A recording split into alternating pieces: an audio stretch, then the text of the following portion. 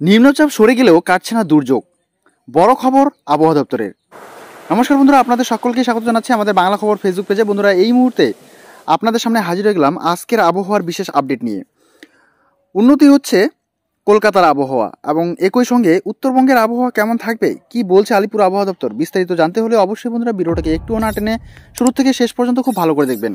আর যে সকল বন্ধুরা এই বাংলা খবর ফেসবুক পেজে নতুন এসেছেন অবশ্যই ফেসবুক পেজটিকে ফলো করে রাখবেন পরবর্তী এই ধরনের প্রয়োজনীয় এবং অতি গুরুত্বপূর্ণ ভিডিওর আপডেটগুলো সময় সময় সবার আগে পাওয়ার জন্য। তাহলে চলুন বন্ধুরা, দেরি না করে শুরু করা যাক আজকের বিষয়। শুক্রবার থেকেই টানা বৃষ্টি, অবশেষে আবহাওয়ার উন্নতি দক্ষিণবঙ্গে। আপাতত ভারী বৃষ্টির সম্ভাবনা নেই একদম, দেখা যাবে শরৎ আকাশ, জানালো আবহাওয়া দপ্তর। বিক্ষিপ্তভাবে দু এক জায়গায় হালকা বৃষ্টির খুব সামান্য সম্ভাবনা রয়েছে। শনিবার পর্যন্ত বৃষ্টির সম্ভাবনা কম, তবে উত্তরবঙ্গে পার্বত্য এলাকায় বজ্রবিদ্যুৎ সহ হালকা বৃষ্টির সামান্য সম্ভাবনা আছে। বাকি জেলায় বৃষ্টির সম্ভাবনা নেই বললেই চলে, মূলত পরিষ্কার আকাশ, কোথাও আংশিক মেঘলা আকাশ। যে নিম্নচাপের দরুন বৃষ্টি চলছিল বঙ্গে, সেটি সরে গিয়ে ঝাড়খণ্ডে গেছে। শক্তি হারিয়ে গভীর নিম্নচাপে পরিণত হয়েছে সেটি। ক্রমশ ছত্তিশগড় ও মধ্যপ্রদেশের দিকে এগোচ্ছে নিম্নচাপটি। বিহার, ঝাড়খণ্ড ও উড়িষ্যাতে আপাতত অতিবৃষ্টির আশঙ্কা রয়েছে। এর ফলে জলাধারায় জলের পরিমাণ বাড়বে, বিভিন্ন ব্যারেজ থেকে জল ছাড়ার পরিমাণও বাড়তে পারে। কয়েকদিন ধরে বৃষ্টির দরুন তাপমাত্রা বেশ কিছুটা নিচে নেমেছিল, ফের তাপমাত্রা ক্রমশ বাড়বে।